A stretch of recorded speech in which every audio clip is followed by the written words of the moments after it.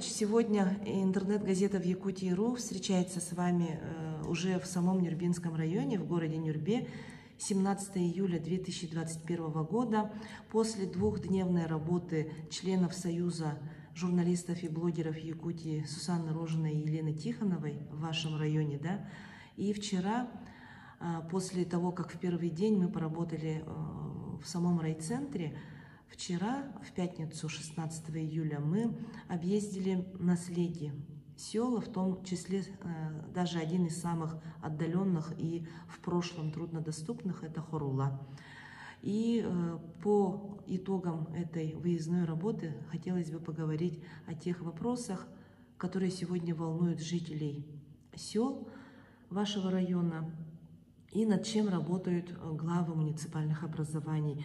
И говоря об этой теме, конечно же, в первую очередь хотелось бы спросить о том, как вчера у вас прошел конкурсный отбор, или пока вы только рассматривали, не принимая решения, именно тех проектов, которые ваши муниципалитеты разработали для того, чтобы получить дополнительную финансовую поддержку для их реализации. Это в сфере благоустройства, например, вот в селе Юэдэй проект подготовили они, Собокёль, и, наверное, другие наследия тоже. Об этом можете рассказать?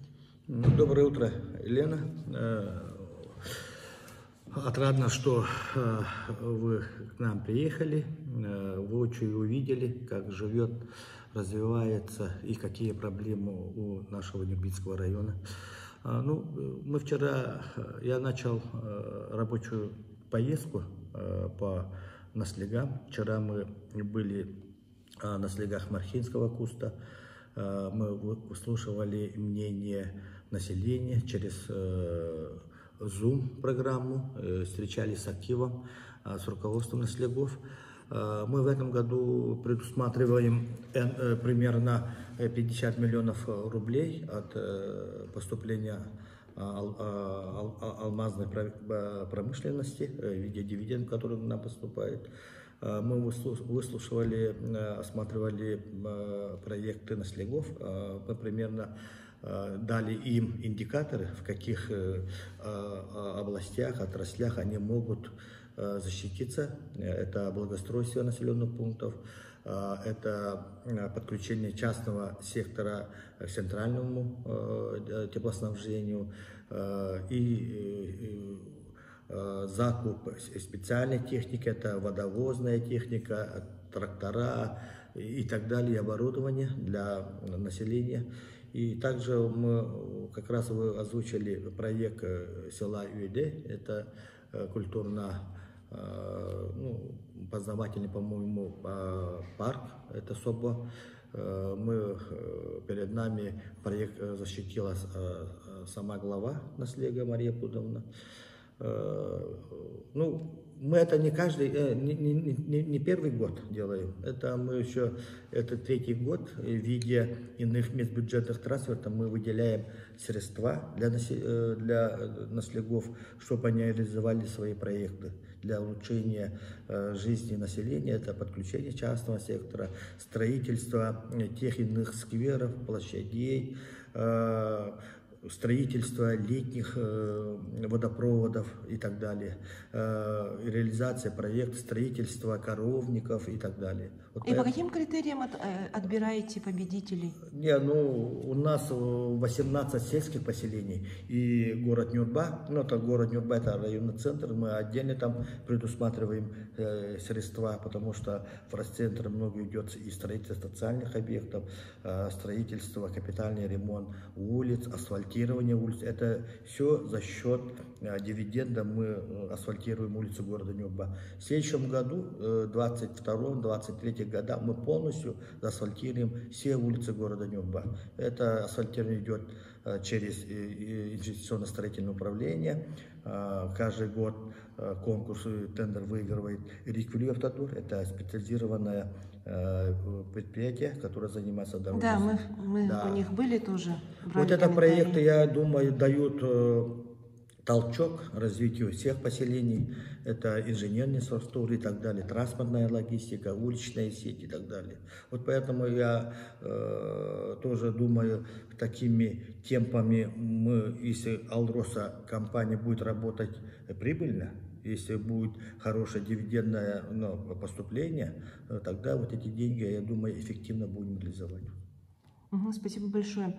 И раз уж мы заговорили вот об этих объектах, как бы по благоустройству, архитектуре, да, например, то нельзя не затронуть тему строительства. Мы вчера вот, когда ездили, например, в село Хорула, там видели, строится у вас каменная школа и начальная, потому что у вас там хорошие показатели по демографии, население растет, и мест в основной старой школе не хватает. Поэтому хотелось бы узнать в целом. В прошлом интервью мы с вами затрагивали в целом объекты капитального строительства или подобную тему по всему району, как бы, да, в целом, по отношению к тем социальным объектам, которые вот финансируются за счет помощи поступлений от Алросы, да. А сейчас вот именно, если пройтись по наслегам, например, да, вот Хорула, и хотелось бы узнать, в каких еще селах, населенных пунктах у вас за последние годы построены социальные объекты и строятся. Ну, это благодаря не только от поступления дивидендов, да, это и благодаря федеральным и региональным проектам. Мы последние 3 года интенсивно работаем по всем проектам, участвуем во всех проектах и федеральных. Я благодарен руководству республики в лице Асия Сергеевича Николая, правительству. Я благодарен своим коллегам, главам, которые они хорошо и правильно поняли теперешнюю ситуацию, потому что последние 3 года район интенсивно развивается. Каждый год примерно мы вводим 10 по 15 объектов, и маленьких, и средних, и больших. Например, мы по всему району? Да, по всему району, да.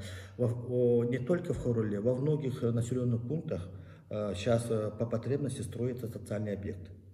Мы сперва, когда начинали свою работу, наша команда, мы сперва провели аналитику по демографической политике, по рождаемости, по созданию молодых семей, внутреннюю миграцию.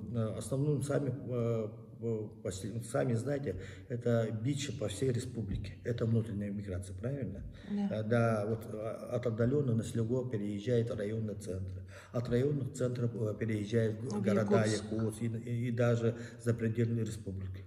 Это от чего? Потому что население тоже хочет жить в благоустроенных домах, чтобы хорошие улицы были, правильно, социальные объекты были, хорошая связь, интернет. Вот поэтому мы упор сделали на социально ориентированный бюджет, потому что сперва мы мониторим, проводим аналитику в каждом населенном пункте, какие у них стоят дела, обстановка дел, да, вот, например, сколько детей в школе учатся, сколько детей дошкольного возраста, уличная сеть какая, межпоселенческая улица. Вот поэтому мы начали строить детские сады. Вот в следующем году мы полностью во всех населенных пунктах мы построим каменные детские сады. Это последний детский сад будет, это Кангалас. Есть потребность в городе Нюрбе по ликвидации детей дошкольного возраста. В Антоновке есть, это сами пригороды. По ликвидации очереди. Да, очередности. Тем более мы по федеральной программе ввели за 9 месяцев детский сад на 280, трехэтажный. Вот видели, сказочно? Да, в Нюрбе. Но это благодаря правительству республики, да, главе республики. Также мы в этом году должны ввести, наконец-то дождались, после полувекового, да, вот это здание Нюрбинского государственного передвижного театра. Но это будет радость и развитие и для театрального сообщества, да, для развития театрального искусства не только нашего района, всего Вилюйского региона. Строительство спортивных сооружений, мы тоже объектов тоже строим, да, межпоселенческие улицы, также летние водопроводы, связь. Мы в 18-19 годах совместно с Ростелекомом по Республике Саха-Якутия подписали соглашение о совместной деятельности по введению эксплуатации автоволокна во всех населенных пунктах нашего района. Что еще добавить? Ну, Харулы уже сказали, да. Харула — это самый отдаленный наслег. Это находится от района центра 100 километров. Вот раньше до Харулу надо было за 2 суток. Но сейчас видели, как дорога строится. Дорогу мы строим по кассационному соглашению. В этом году концессионер уже заканчивает полностью и потом берет на обслуживание. В этом году вот в селе Харула по разным источникам финансирования мы ввели 3 объекта. Мы ввели многофункциональный центр, это республиканский бюджет и районный бюджет, это по линии добрых дел. Мы ввели 4-квартирный благоустроенный с отдельным санузлом для молодых специалистов, это тоже проект добрых дел и совместно муниципальный бюджет. И ввели тоже модульный врачебную амбулаторию, да, по всем, которые отвечают требованиям, да, вот тоже ввели по федеральной программе. И в этом году, в конце года, мы должны ввести каменную начальную школу на 60 мест, потому что там демографическая политика хорошо, рождаемость хорошая там. Вот поэтому дети уже не умещаются в этой школе средней, да, вот поэтому отдельно для начальных классов мы построим уже каменное здание. Там стоит очистное сооружение, скважина есть. Там самое большое количество подключенных к центральному отоплению частного сектора. Да. Там хороший глава поселения работает, Василий Николаевич. Ну, главы, как мы поняли, у вас почти в каждом наследии очень активные энтузиасты.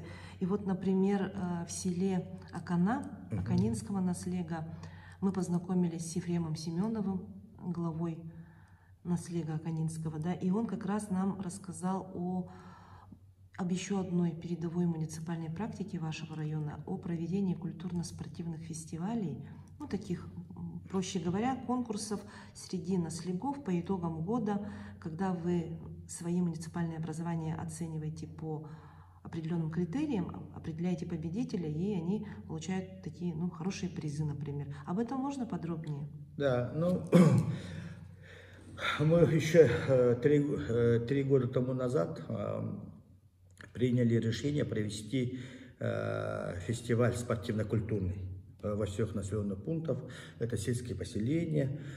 И тогда мы разделили на 2 группы. Это поселения, которые более 1000 населения, до 1000 и больше 1000.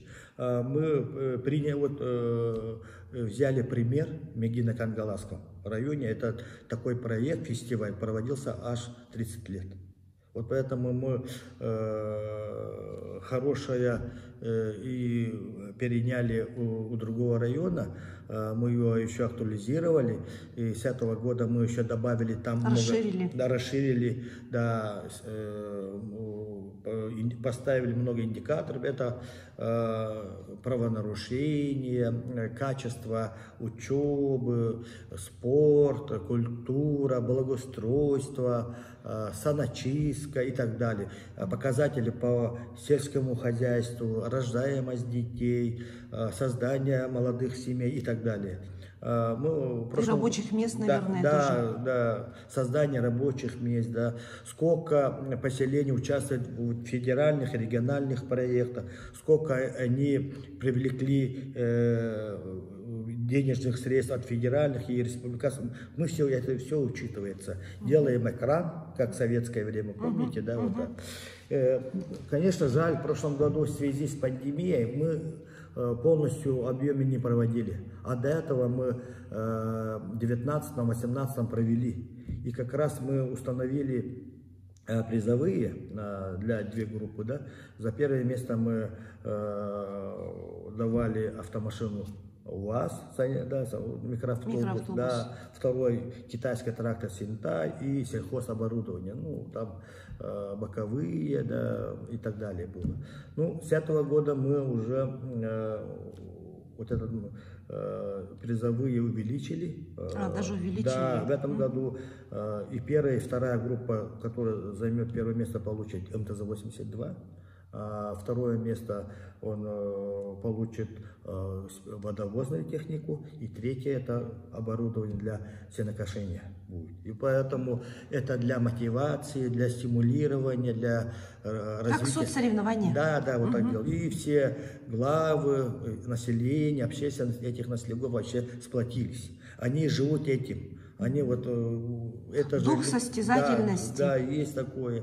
Вот поэтому вот аканинцы уже подряд 2 года, подряд. Да, они получили микроавтобус, да, 2 раза. У них машина там, так что там глава молодой, перспективный. Вот Василий Николаевич, глава Харулинского, и Ефрем Михайлович, глава Аканинского, в прошлом году мы отправляли по муниципальной программе обучение в Москву, Российской академии народного хозяйства и государственной службы при президенте Российской Федерации. Они там учатся по международной программе, а они должны в этом году закончить. Там 2-годичное модульное обучение.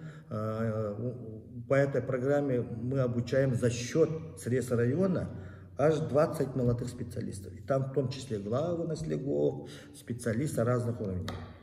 И потом они по итогам учебы должны отработать минимум 5 лет в родном районе. Понятно, очень интересно оказывается, да, даже еще интереснее, чем ожидалось.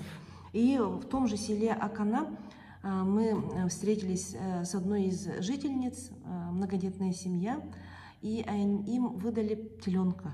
Это у вас в период пандемии или как вот поддержка семей многодетных именно в сфере сельского хозяйства, оказывается, идет? Да, тоже вот хотелось бы узнать тонкости. Это только у вас или как-то где-то в других районах тоже такое есть? Да, в прошлом году по программе развития агропромышленного комплекса Нюрбинского района мы ввели такую программу по выделению бесплатно новорожденных теленков 20-19 годов для молодых семей и для многодетных. Кто хочет создать свое семейное дело для увеличения семейного дохода, тем более в прошлом году тяжелые времена были же, это пандемия была. Да. Вот поэтому в прошлом году выделили 200 бесплатно теленков для населения. Для молодых, для многодетных, кто хочет создать семейное хозяйство. В этом году мы тоже выделяем 80 теленков. Это для нас предоставляет агрофирма, сельскохозяйственное предприятие, которое это наше стопроцентное предприятие, сельхозпредприятие, которое имеет хорошие показатели по республике. Она входит в 5 лучших предприятий республики. Она интенсивно развивается. Там скотоводство, табунное, да, коневодство. Уже последние 2 года занимается земледелием. Так что это будет для подспорья, для развития личного подсобного хозяйства по Нюрбинскому районе. Такие, ну, мы не каждому же даем, мы выбираем отдельные категории граждан, да, которые малоимущим, да, потому что если у них есть желание создать, мы всегда, или многодетным, и молодым семьям, потому что мы идем навстречу. Кто хочет работать, кто хочет создавать семейное дело для увеличения семейного дохода, власть должна на местах помочь. Как бы вот дать старт. Да. Дать бы как удочку для рыбалки. И раз мы вот как раз затронули тему сельского хозяйства в вашем районе и развития агропромышленного комплекса, да, мы побывали на участке Чкалов Аканинского наследия, где, оказывается, начал работу филиал довольно крупного республиканского предприятия, государственного, да, и якутский скот. Об этом хотелось услышать и в целом о работе других предприятий АПК, да, работа которых направлена на обеспечение продовольственной безопасности и вашего района, и соседних. Конечно, это немаловажную роль имеет, это продовольственная программа, это вообще стратегические вопросы. У нас на стопроцентном видении есть 4 сельхозпредприятия. Это Нюрбинская птицефабрика, которая обеспечивает яйцами не только Нюрбинский район, всю Вилюйскую группу районов. Даже мы выходим в Ленский район. Здесь у нас содержится 49 тысяч кур породы Хайрлайн. Это хорошая яйценосная да, порода. Ну, сами знаете, слышали, когда мы только начинали работать, в 2018 году произошла большая авария, полностью там и проблемы со зданием были, да? Да, вообще, да, здание старое было, да, оборудование уже устаревшее было, германское, да, аж 20-й год она стояла. И перед новым руководством района стояла. Вот. Я тогда обратился сразу в Министерство сельского хозяйства как раз, и благодаря поддержке Министерства сельского хозяйства, правительства республики, совместно с районным администрацией мы полностью восстановили, закупили новое немецкое оборудование, шеф-монтаж как раз с Германии приехали, установили, полностью отремонтировали, сделали капитальный ремонт в площади, где это оборудование стоит. И благодаря коллективу птицефабрики, всем неравнодушным жителям Нюрбинского района, всем работникам предприятий, учреждений мы восстановили. И вот сейчас уже новый уже идет отчет времени для этой Нюрбинской птицефабрики. Мы уже поменяли уже 49 тысяч уже кур у нас несут. По итогам 2020 года мы получили 11 миллионов штук яиц. Это как будто, ну, это рекорд для нас. Вот с предыдущими годами, если считать, это сейчас молодой, перспективный, настырный там руководитель работает, тоже местный наш. Есть второй, я про агрофирму Кюндянска сказал, тоже имеет хорошие показатели, входит в 5 лучших предприятий сельхозреспублики, да, и конезавод имени Степана Васильева. Мы там разводим мегажетскую породу, племенную породу. Конезавод в каком наследии тогда получается? Это Малыкае. В Малыкае, да, далеко. Мы там не были. Да. 2 года тому назад я обратился к главе республики Асею Сергеевичу Николаеву, чтобы вот мегажетскую породу взять на государственную основу. И попросил, чтобы они взяли вот этот конезавод в казенное учреждение государственное, на государственный бюджет. И вот по поручению главы республики уже в этом году уже сейчас проводим ряд мероприятий по передаче конного завода вот государственное казенное учреждение «Якутский скот». Да, полностью. То есть вы их как бы объединяете, укрупняете, да? Да, и она уже входит в государственное учреждение будет. Уже финансировано будет из госбюджета. Сейчас уже выделены через Министерство сельского хозяйства на выкуп живности уже. И потом сейчас уже работа идет по выделению денежных средств на содержание. Уже другие уже будут, подходы будут. И МТС Агро есть такое, да, в селе Антоновка. Это, конечно, старые долги. Мы вот это предприятие вывели с этого с банкротства. Сейчас оздоровление провели, да? Оздоровление. Сейчас уже начинаем по-другому. Вот поэтому 4 у нас сельхозпредприятия. Слава Богу, сейчас они на плаву. Пока по заработной плате, по налогам у нас долгов нету. Также мы 3 года тому назад совместно с Министерством сельского хозяйства создали Нюрбинскую кормовую компанию, которая занимается земледелием. Мы восстановили почти 1000 гектаров заброшенных пашек. Уже Нюрбинский район уже имеет свое зерно. Мы в прошлом году заготовили 150 тонн овца. Раньше мы все закупали. Вот поэтому за 3 года мы приобрели и большие трактора, комбайны, итальянское оборудование бредов закупили. В этом году еще будем закупать комбайны. Вот это будет подспорьем для развития земледелия в Нюрбинском районе. После 20 лет мы получили хороший урожай. Вот, по итогам 2020 года. И тоже вот как бы, не знаю, в продолжении, наверное, темы сельского хозяйства, да, но в ее связке с самой сегодня актуальной проблемой для многих районов. Ну, ситуацию текущую, оперативную по пожарам, Да. уже она каждый день идет, в день несколько раз. Мы знаем, что у вас ситуация стабилизировалась, да, и дым пришел это из Сунтарского района, да, вот Да, сегодня. ну, Вчера-то над всей Нюрбой было безоблачное небо, такое синее, прям поразились, да, дым потом резко появился к вечеру и загустел такой смог. в этом году пожароопасный сезон начался у нас рано. С 11 мая у нас были зарегистрированы первые пожары. Но это в основном то время был человеческий фактор. А потом уже сухие грозы вот пошли, да, засушливая погода, жаркие дни стояли. А на сегодня сколько пожаров Сейчас действующих? в данное время у нас 3 пожара. 3. 3 пожара, и они В отдалении от отдаления от населенных населенного пунктов, пункта, объектов экономики нету.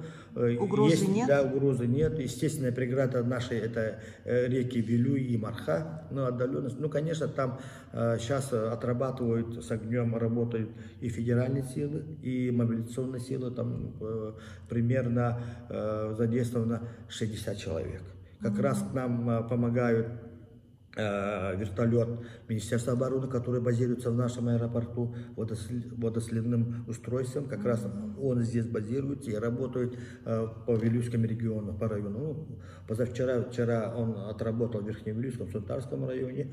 Если сегодня задымленность даст нам погоду, да, они должны отработать по нашим пожарам.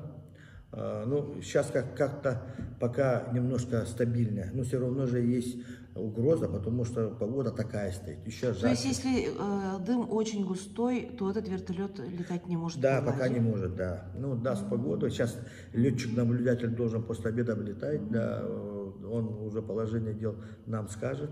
Ну, комиссия по экстренным ситуациям держит по контролю. Сегодня утром я связывался с Анатолием Васильевичем Григорьевым, с коллегой, главой Сунтарского района. У них 29 пожаров. Это по речкам Батомойка и Гетта.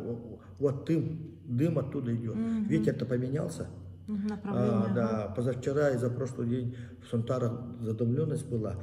Сегодня, говорит, утром ясно, потому что ветер поменялся и в нашу сторону идет. В Верхневилюйску тоже пожар. И вот, Алексей Михайлович, я-то хотела спросить о том, что вот влияние вот этих лесных пожаров как-то на сезонные работы в сельском хозяйстве, это есть или нет? Конечно, Есть, да? Да, есть большая, тем более погода неблагословная к нам, засушливая. Да, сенокосная кампания у нас в этом году будет много трудностей. Мы годовой план только выполним только на 62%. Ну, еще будем сейчас, уже создаем мобильные бригады, которые будут заготавливать сено. Ну, у нас у 4 поселений проблема. Вот мы сейчас, мой первый заместитель должен выехать в село Верхний Вилюйск, там Вилюйск должен. 20 числа в Вилюйске будет совещание у главы республики. Мы главы Вилюйских районов должны там присутствовать. Будем вырабатывать уже какой механизм будем отрабатывать. Даже уже думаем по закупку сена у других районов или даже за регионом, да, республики. Примерно у нас не хватает 7000 тонн по плану. Так что, ну, сейчас уже отрабатываем, как будем дальше еще создавать мобильные. В некоторых поселениях хорошие, обстановка хорошая, да, вот, они и план выполнять, а могут еще там продавать другим, кто нуждается. И это пожары, да, вот тоже, конечно, понесли ущерб конечно, для населения. Сейчас уже актирование делаем, акты делаем, сколько понесли, мы должны предоставить все правительству республики. Ясно. И следующий вопрос тоже по итогам работы в наслегах, освещения вот их жизни, да? В ваших селах есть просто уникальные музеи, объекты культуры и филиал вот основного вашего нового, вообще бесценного, уникального, наверное, музея, да, «Дружба народов» имени Ксенофонта Уткина, где мы в первый день побывали, были в таком приятном шоке от такой вот, и от оснащенности, и от просто вот ценности их.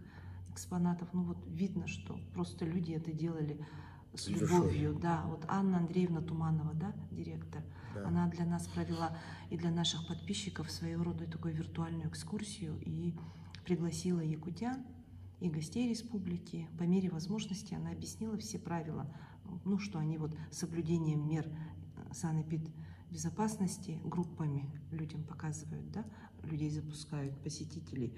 И вот их филиал есть в селе Юэдей. Мария Пудовна Николаева рассказала тоже нам о своем музее. И у них есть краеведческий, краеведческий в Хангалас имени. Кангалас имени Да, Кангалас, да, Варвары Андреевой. Вот эти уникальные объекты мы посмотрели вчера, посетили. И вот хотелось бы узнать у вас, да, вот не то, что цель ваша и вашего района, да, вот почему вы эту работу проводите, а в целом, может быть, как вы считаете, вот работа вот музейных объектов, в целом вот по восстановлению объектов культурного наследия, вот исторических памятников, которые в республике по инициативе главы региона Айсена Сергеевича Николаева и его супруги Людмилы Валерьевны Николаевой активно проводится работа такая в районах, ну, в республике, да. И как вы видите, вот насколько важна эта работа для самой республики и для ее народов? Елена, вы со мной согласитесь, да, что если народ не знает свою историю, свою культуру, свое наследие, о каком развитии тогда идти речь, правильно? Вот поэтому для хорошего понимания, что же Нюрбинский район, да, для нашего будущего поколения, для наших молодых поколений, да, чтобы они знали, откуда мы родом, нюрбинцы, жители республики должны, что представляет из себя Нюрбинский район. Вот у нас уникальный музей, да, вот музей есть имени Ксенофонта Дмитриевича Уткина, нашего духовного лидера, музей дружбы народов. Она была в реестре государственных музеев в советское время. Ну, по итогам 90-х, когда, да, вы сами, ну, развал, вообще внимание на музейное дело было вообще, да, ноль. Они находились в старом здании аварийном. И когда мы пришли, вот наша команда к работе, мы в первую очередь осмотрели здание этого музея и приняли решение,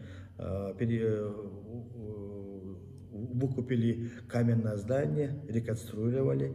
Гранильный завод да, там раньше располагался. Раньше гранильный завод был, да, мы выкупили, реконструировали, и мы выделили денежные средства. Конечно, я благодарен депутатам районного совета депутатов, и председателю Сергею Ивановичу, и все, и он сам тесно работал с этим, да. Они поддержали нашу идею, и мы создали уникальный музей. Даже в республике такого нету. И мало где в России, да, наверное. может быть, да. Я 5 лет тому назад был в Мирном городе, побывал в музее алмазов. Там квадратура маленькая, но они тогда, что по последним технологии сделали музей алмазов. Ну, я посмотрел, там такие оборудования для музейного, да, вот тактильные, визуальные были, да, интерактивность была. Вот поэтому мы попросили Елену Коган, которая занимается, да, вот этим реконструируем, да, попросили, что она сделала нам проект, да, нового музея, и мы за год сделали. Как раз еще в пандемию. Да, во время пандемии мы приглашали Арсения Сергеевича. Я Арсению Сергеевичу тогда еще говорил, когда мы только начинали, у нас вообще будет уникальный музей. Пользуясь случаем, если Арсений Сергеевич смотрит в YouTube, да, я прошу главы республики посетить этот уникальный музей, который даже в республике не будет такого. Да. Ну, может, моя Россия, да. Нет, вот как раз мы об этом разницу уточнили, да, у Анны Андреевны Тумановой, да, вот в чем ваше отличие вот от парка «Россия», который исторически в Якутске, и вашего. И она очень вот объяснила суть. Исторический парк «Россия» — это не музей, а он как больше экспозиционного Да. характера, да? Ага. То есть в нем нет вот таких ценных экспонатов, Ага. которые есть У нас. в музеях. Да, не только у вас, Ага. допустим, в целом, если разницу с Ярославского, да, да. музеями Ага. сравнить. Да, вот насколько я верно поняла, надеюсь, не ошибаюсь. Вот, ага, хорошо. И вот тоже по теме, ну, тему музеев мы закончили, да? Да. Спасибо за ответ подробный. И видя вот в ваших селах, населенных пунктах, на слегах, мы разговаривали и с молодыми семьями, и со старожилами вашими, да, и с вами в предыдущих интервью мы тоже эту тему затрагивали. Вот улусный материнский капитал плюс помощь пожилым и людям с ограниченными физическими возможностями по капитальному ремонту. Ну, не все же живут в городе, да, в тех каменных домах, допустим, или в деревянных, откуда идет, где действует программа переселения. Вот, и здесь получается, что плюс ко всему у вас вот есть те муниципальные практики, которые направлены на развитие самих сел и наслегов. И вот хотелось бы у вас, как у опытного главы района, который имеет опыт работы, и сами же вы были раньше и мэром Нюрбы, да, и мэром села Антоновка, главой села Антоновка, верно? То есть по поступательной, по нарастающей вы сегодня вот в первом созыве работаете главой Нюрбинского района. То есть вам есть с чем сравнить, вы сами были раньше главой наслега, да, то есть их коллегой, да, и, наверное, в этом, поэтому у вас есть свое видение, вам есть что с чем, как сравнивать. Поэтому хотелось узнать, вот, например, уровни помощи, да, социальной поддержки людей, семей, федеральный, региональный, муниципальный. И плюс вот на своем уровне муниципальном, то, что вы проводите, ну, внедряете свои модели, да, передовые, на что вы хотели бы обратить внимание своих коллег по всей республике, и глав районов, и бывших коллег среди глав наслегов, но что вы им хотели бы посоветовать сегодня, чтобы у них тоже шло вот такое развитие? Спасибо. Я работаю главой разного уровня аж до 2001 года. Я 11 лет работал главой наслега, потом 3,5 года работал главой города, и потом, сейчас работаю, у меня почти стаж 20 лет работаю, и на государственной, и на муниципальной службе. У меня есть сравнить с чем, да, вот. Я работаю уже по счету 4-го главы республики. Начинал у Михаила Ефимовича Николаева, когда он был первым президентом нашей республики. В то время, когда в правлении Михаила Ефимовича была такая программа «Семейная экономика». Помните, вот там раздавали куры, свиней, с Алтая привозили для поддержки семейной экономики, там скороспелых, да, вот эти. В то время как раз это было подспорье для создания личного подсобного хозяйства. Сейчас в последнее время много таких социальных выплат, социальных ориентированных. Я считаю, наше государство социально ориентировано. Это по сравнению с другими государствами, вообще наше российское государство — это социально ориентированное государство. Все иногда познается, правильно? Вот, и наши социальные выплаты, да, и матерям, многодетным, даже вот сейчас... Новый пакет тоже внедрен. Новый пакет тоже школьникам, да, школьникам, да, беременным женщинам. Да, школьникам от 6 лет же. Сейчас уже до 1 ноября, уже с августа начинается принимать заявку, правильно? Материнские капиталы, федеральные есть, да. Выплаты беременным женщинам. Да, беременным женщинам, да. Также семейные капиталы, федеральные, региональные. И мы на своем уровне да, тоже? На своем уровне уже 2-й год мы выделяем Нюрбинский семейный капитал в размере 100 тысяч рублей. Это на 4-го и последующих детей. При рождении 4-го и да, более детей. Да, более детей, да. И как раз еще идет переселение светлоаварийных домов, кто проживает в многоквартирном доме. Да? Вот эта федеральная программа, конечно, это хорошая. Но не все в нее Да, подпадают, да? конечно, да. Вот в основном, кто живет в частном секторе, это не подпадает. Вот поэтому мы уже 4-й год совместно с депутатом районного совета решили ввести пилотный проект. Это даже Российской Федерации такого нет. Улучшение жилищных условий. Капитальный ремонт отдельной категории граждан, которые проживают в частном ветхом аварийном доме. И мы уже начали. Мы сперва определили категории людей. Это ветераны тыла было, потом инвалиды первой группы, дети с диагнозом ДЦП было. Потом мы с этого года туда приравняли детей войны и так далее. Вот, я думаю, это хороший проект. Я думаю, на региональном уровне тоже надо было ввести вот такой проект, что тогда... И другие районы же тоже могут, вот хотя бы вот те соседи ваши с алмазной провинции, да? Да, вот так можно. Вы же все наравне же получаете эти суммы-то. Даже федеральные, ну, иногда бывает это палка на двух концах. Иногда это вырабатывается иждивенчески. Все время получаем. Конечно, ну, должны получить категорию, которая особенно нуждающаяся. Остро нуждающаяся. Да, остро нуждающаяся. Мы тоже ввели, там, увеличили размер материальной помощи. Мы тоже внесли, уже с прошлого года уже увеличили размер онкологическим больным. Вот это самое проблемное, да, вот это. То на лечение. Для улучшения имиджевого климата, да, также для улучшения здоровья наших детей. Ну, много социальных таких выплат и по муниципальной программе, по региональной и по федеральной. Есть хорошие вот эти проекты федеральные, это самозанятость, это вообще дает хороший результат. Я всегда призываю своих руководителей, специалистов, что эти, которые выделенные социальные выплаты, дали эффект. И надо контролировать реализацию этих проектов обязательно, потому что с этими большими федеральными, республиканскими, муниципальными проектами дает хоть улучшение жизни в селах, в городе, районном центре и так далее. Спасибо. И возвращаясь к теме нашей работы в первый день, это в самом райцентре, где мы посетили предприятие, вот очень интересной показалась работа РИК «Автодор». Да. Да, вот какую, может быть, оценку их работе вы могли бы дать, и в целом, какие предприятия у вас заняты в дорожном хозяйстве?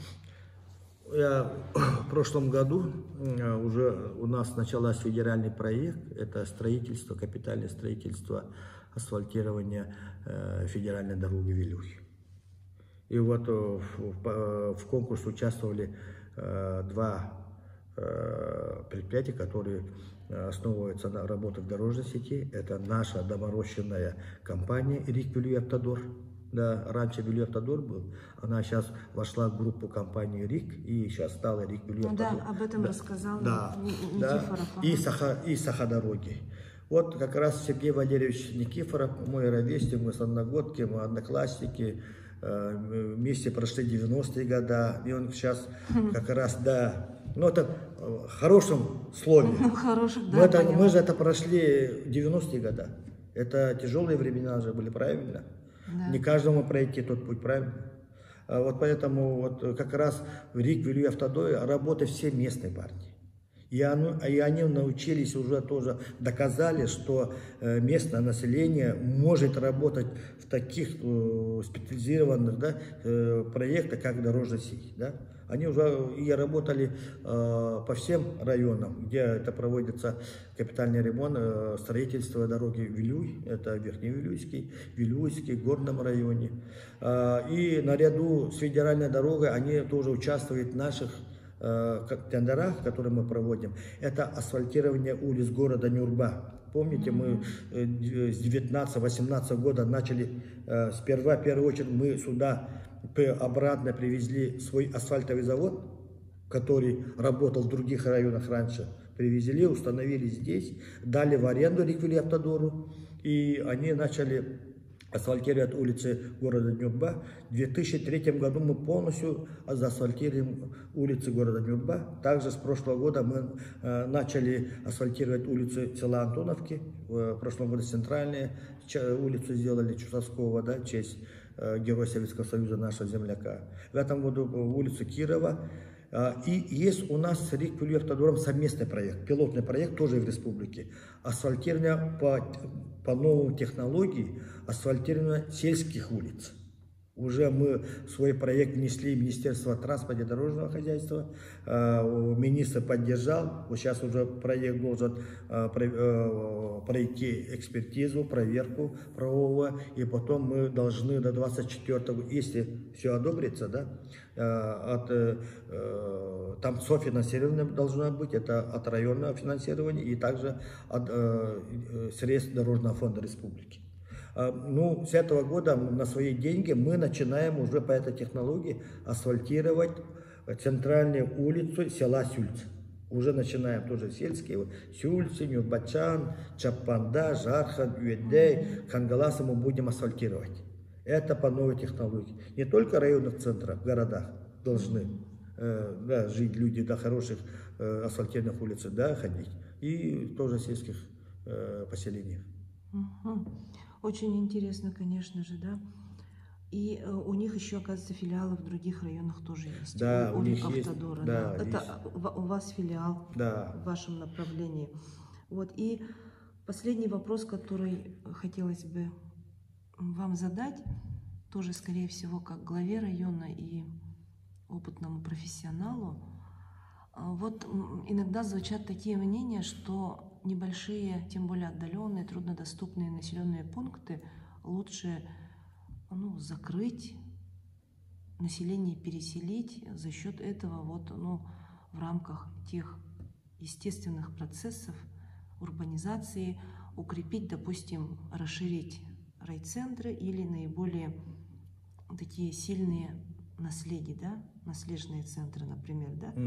Ну, это вообще тема укрупнения муниципальных образований, она за последние годы идет и в других регионах России, и в Якутии у нас тоже эта тема как бы начинается, да, потихонечку. Хотелось бы узнать ваше мнение, вот действительно, может быть, зачем вот 300 человек или 200 человек живет за сотню километров? Это не по вашему району, я имею в виду, а в целом по республике, да? Или там Арктика, да, очень труднодоступный населенный пункт, мало очень людей живет, в то же время, как у них, если укрупнить райцентр, людям выдать новое жилье, допустим, или компенсации, чтобы они в других городах республики или страны даже приобрели новое жилье. Вот как вы считаете, это ваше мнение по данному поводу? Так-то интересно же, да? Спасибо за вопрос. Процесс. На прошлом году с изменением в Конституции Российской Федерации было, приравняли муниципальную власть, государственную власть, это публичная власть, правильно? Мы должны тоже отвечать перед населением, как и государственная власть. Конечно, вот помните советское время, укрепление тоже населенных пунктов же было. Помните создание совхозов, да? Ранее же колхозами были, потом укрепление совхозов. Сейчас же у старшего поколения есть ностальгия по совхозам, да? Вот помните, вот как раньше мы жили, совхоз все делал, правильно? Вот такое же идет. Конечно, в разброс жить это тяжело. Когда есть аккумуляция всех бюджетов в одно, единое, это же будет как раз комплексное действие уже будет. Но, конечно, у каждого есть свое мнение, может, это мое субъективное мнение, но каждый наследник имеет свою историю, свою культуру, имеет свою идентичность, правильно? Да. Да, это это воля самого населения. Воссоединиться, идти на укрепление или нет. Но я думаю, все это к тому идет. Но по части администрации, да, вы помните, да, конечно, сейчас на месте каждой глава есть глава, там свои полномочия по 131 закону. Но вертикаль власти должна быть. Разбросанность не должно быть. Недопонимания тех иных своих полномочий не должно быть. Мы должны полностью вместе с государственной властью Российской Федерации, власти государственной региона, района, донести до людей ту политику, которую проводит наше государство. Правильно? Вот поэтому я, конечно, надо в каждом районе каждый подход нужен. Конечно, в арктических районах, в северных районах это трудно. Там уже у них расстояние, да, вовремя управления, вот это у них тоже хромает, связь, да. Ну, может быть, там как-то приемлемо, но других вот центральных, наших западных, Вилюйских регионов надо учитывать тоже мнение населения. Ну, я думаю, этот процесс будет тяжелый, трудный, но все равно к этому идет. Алексей Михайлович, большое спасибо вам за встречу и интересную беседу. И до новых встреч. Спасибо.